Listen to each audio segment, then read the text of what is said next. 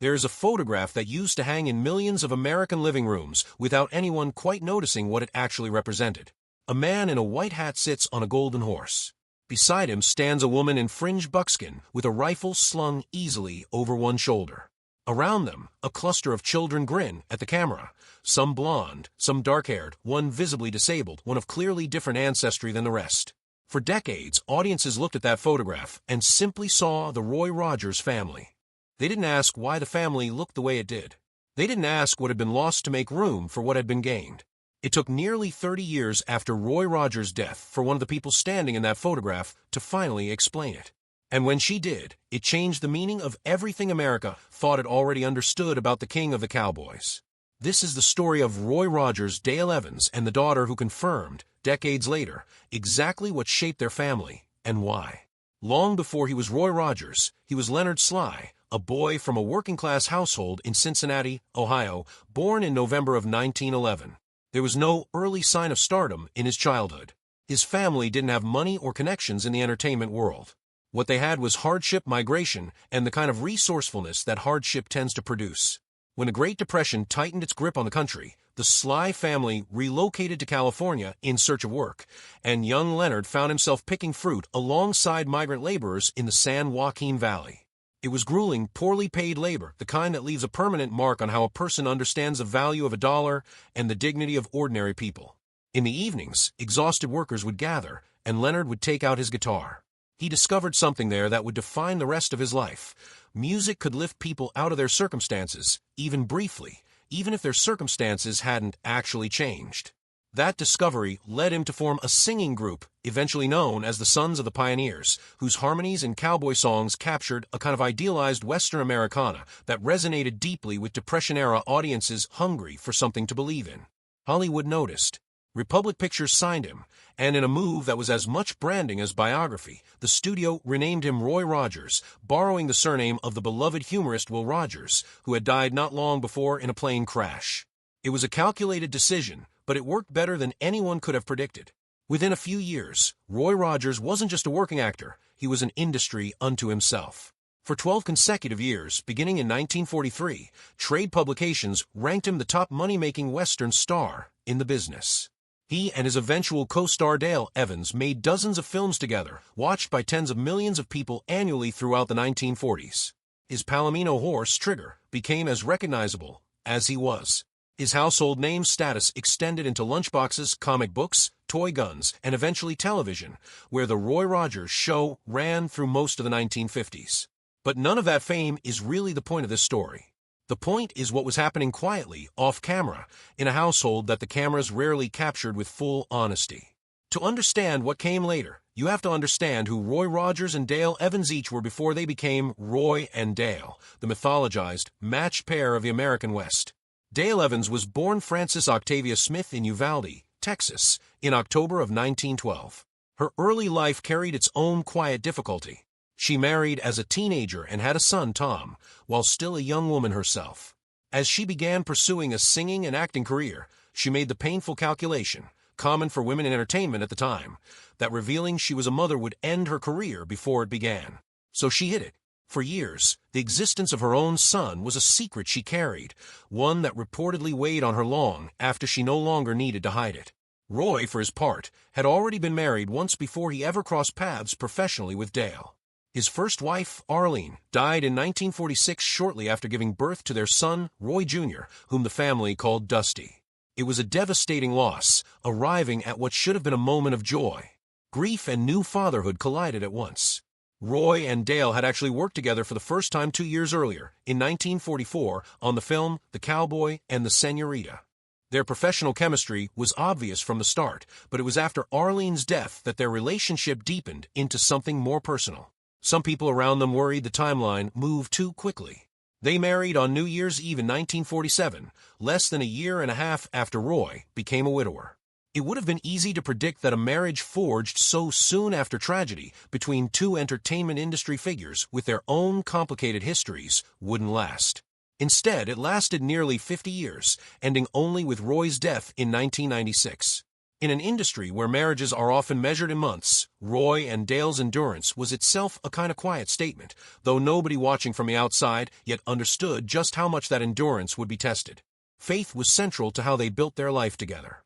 They spoke openly about their Christian beliefs at a time when doing so wasn't necessarily fashionable in Hollywood circles, and they appeared repeatedly alongside evangelist Billy Graham at crusades across the country. That faith wasn't decorative. It would become the structural support beam, holding up a household that was about to be tested by loss after loss after loss. In 1950, Dale gave birth to a daughter.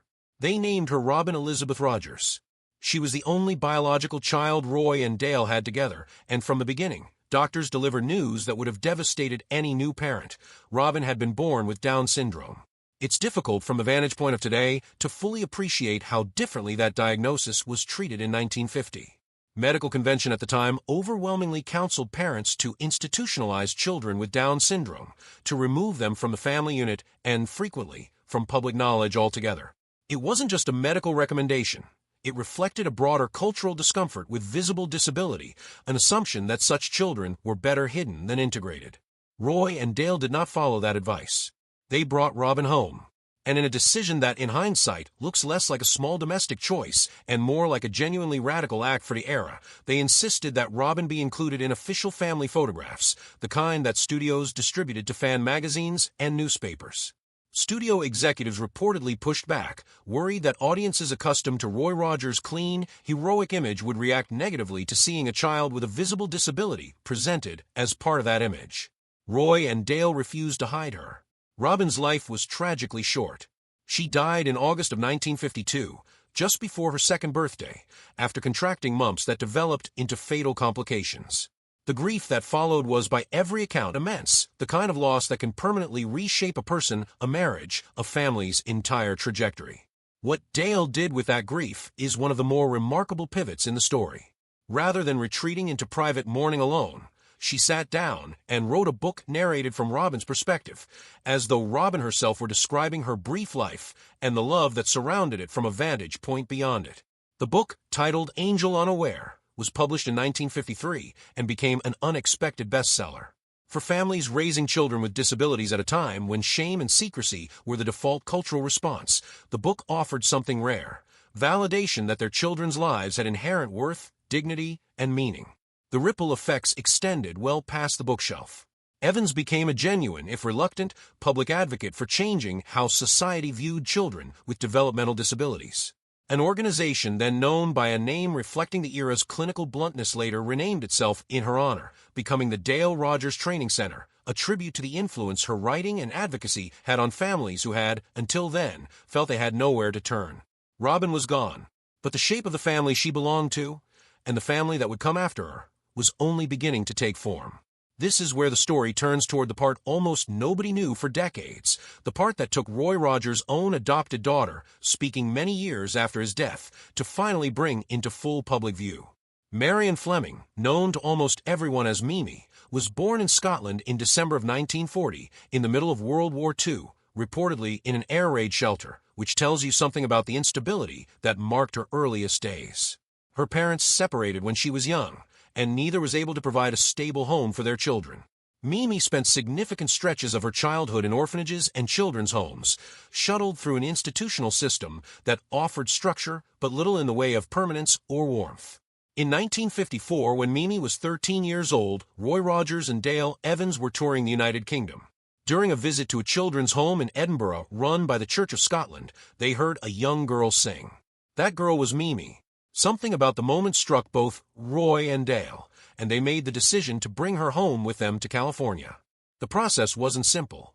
Because of her nationality and the legal complexities involved, Mimi initially came to the United States on a student visa rather than through immediate formal adoption.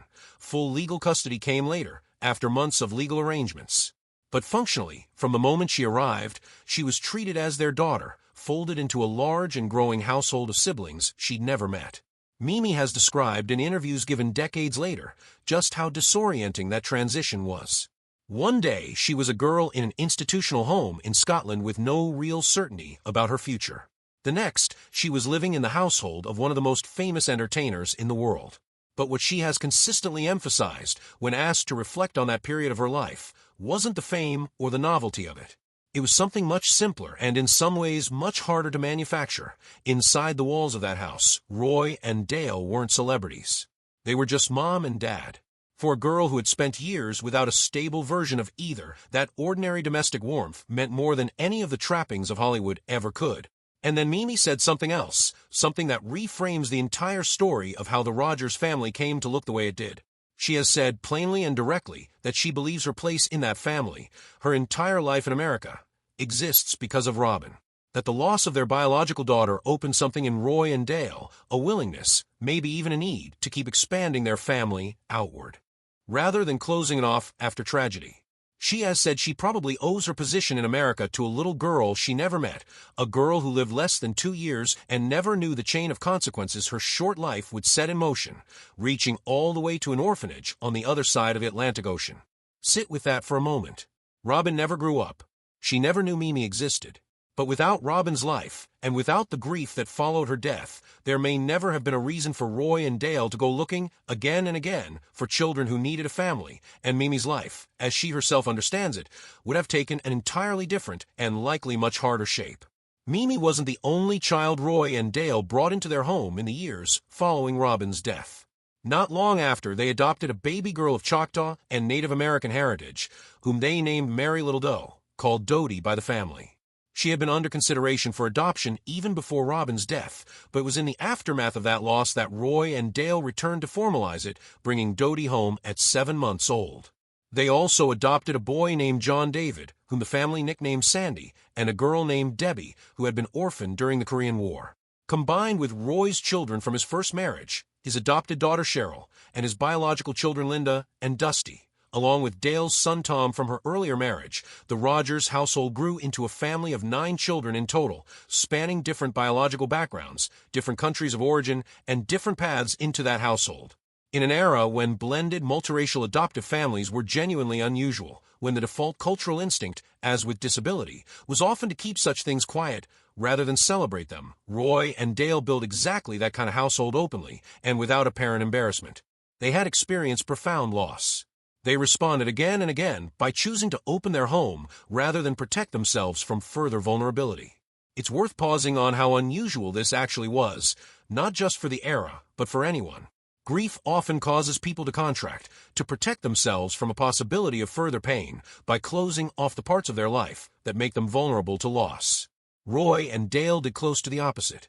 Every adoption that followed Robin's death was, in its own way, a decision to remain open to the risk of loving and potentially losing again. That risk, unfortunately, was not hypothetical. If Robin's death had been the single defining tragedy of the Rogers family's private life, it would already have been more than most families are ever asked to endure. It was not, unfortunately, the last. In 1964, their adopted daughter Debbie, then 12 years old, was killed in a bus accident while riding with a group from her church. She was gone in an instant, a routine outing turned catastrophic. The following year, in 1965, their adopted son Sandy, John David, 18 years old and serving in the United States Army in Germany, died after a night of heavy drinking. He was barely an adult, stationed far from home, and his death arrived just 1 year after his sister's. 3 children, Robin, Debbie, Sandy, lost across a span of years that also included the ordinary demands of raising a large family, maintaining a public career under constant scrutiny, and continuing to project to millions of fans an image of wholesome optimism and moral steadiness. It is difficult to overstate what that combination must have required of Roy and Dale, grieving in private while performing hope in public over and over again for an audience that had no idea what they were carrying. By all accounts, their faith is what held the structure together. They didn't retreat from public life or from the values they'd built their careers on. If anything, they leaned further into speaking about faith and resilience, appearing at religious gatherings, and giving interviews that touched, sometimes explicitly, on the losses they'd endured. Dale kept writing, not just about Robin, but eventually about Debbie and Sandy as well, turning private grief into something other grieving parents could hold on to. It wasn't therapy in any clinical sense. It was closer to ministry, offered to strangers who were suffering the same kind of loss in silence, without the platform or the words to make sense of it. The Roy Rogers that audiences knew, riding into the sunset, always arriving in time to do the right thing, never rattled, never defeated, was, underneath the performance, a man who had buried 3 of his children and kept getting up the next morning to be the person his fans needed him to be. That wasn't an act. It was a discipline built out of necessity, sustained by a conviction that giving up quietly wasn't an option. Roy Rogers died on July 6, 1996, at the age of 86, following congestive heart failure. Tributes poured in from across the entertainment and political world. Even the sitting president at the time publicly acknowledged the loss. For fans who had grown up watching his films, wearing merchandise bearing his image, and absorbing the values his characters represented, his death registered as something more than the loss of a celebrity. It felt, for many of them, like the closing of an entire chapter